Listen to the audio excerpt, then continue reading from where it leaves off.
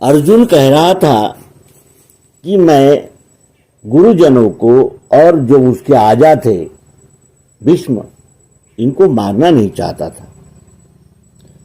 वो जानता था कि द्रोणाचार्य ने मुझे विद्या दी, धनुर्विद्या, और भीष्म पितामह मुझसे कितना प्रेम करते हैं, तो इन दोनों को मैं कैसे मारूं, ये पहला प्रश्न था।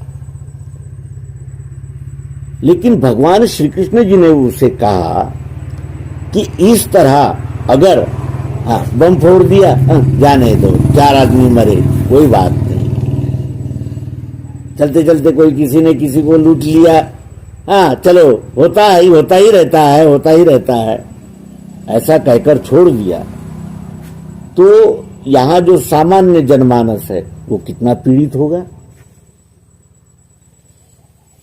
यदि इस दुनिया में सरसकट माफी चालू कर दी जाए तो क्या होगा।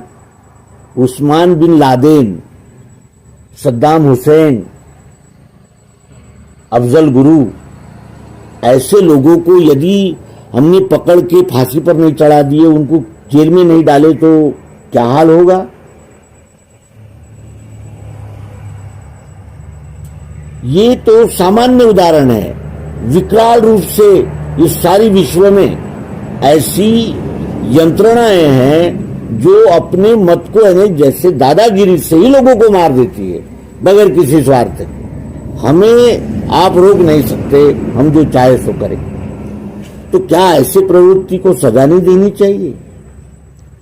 द्रौपदी को जब वस्त्रहीन किया जा रहा था, तब द्रौपदी सबसे पहले द्रोणाचार्य के पास गई और कहा, गुरुदेव आप यदि मना करेंगे तो इन लोगों की हिम्मत नहीं है ऐसा करने की। देखो ये क्या कर रहे हैं, क्या कह रहे हैं ये लोग। तो द्रोणाचार्य ने क्या किया, गर्दन नीचे झुका दी, कुछ बोले नहीं। फिर वो भीष्म के पास गई कि आप हमारे पुराने आदमी हो, हमारे कुल के तिलक हो, आप कुछ कहिए। तो ये लोग ऐसा नहीं करेंगे, तो वो भी क्या कहने लगे, बेटा मैं क्या करूं, बेटा मैं। तो आज के युग में भीष्म ज्यादा है। उस समय यदि इन लोगों ने मना कर दिया होता तो दुर्योधन भले ही नहीं मानता, लेकिन इन पर यह दोष नहीं आता कि गुरु और पितामह होने के बाद भी कुछ नहीं किया और ऐसा अनर्थ होने लगा। और दुर्योधन की कुटिल चालों को सदा इन्होंने ही मदद की।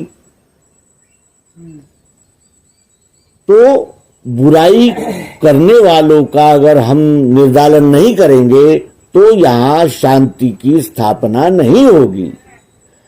मैं धर्म की प्रतिष्ठापना के लिए बार बार आता हूं, मैं अवतार हूं, श्री कृष्ण कह रहे हैं, और मैं इसीलिए आता हूं और इसीलिए तुझसे भी ये कहना है कि मोह छोड़ दे।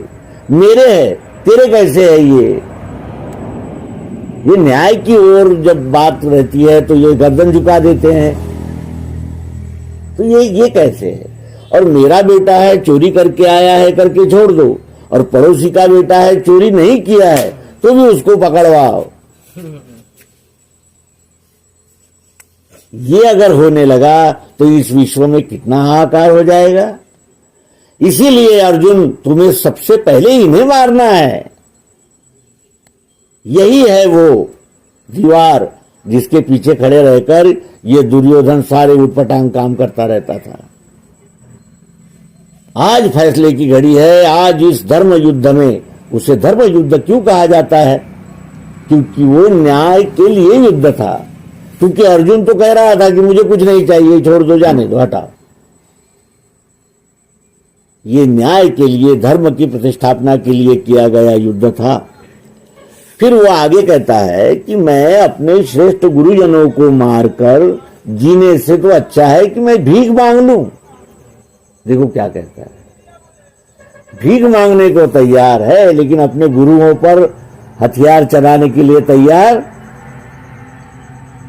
और भगवान श्री कृष्ण जी कहते हैं कि सबसे पहले इनको मारना है, क्योंकि धर्म की संस्थापना में ये दोनों ही आड़े आ रहे हैं। ये बुजुर्ग, विद्वान, ज्ञानी लोग अन्याय के समय यदि चुप रहेंगे तो क्या उन्हें सजा नहीं मिलनी चाहिए?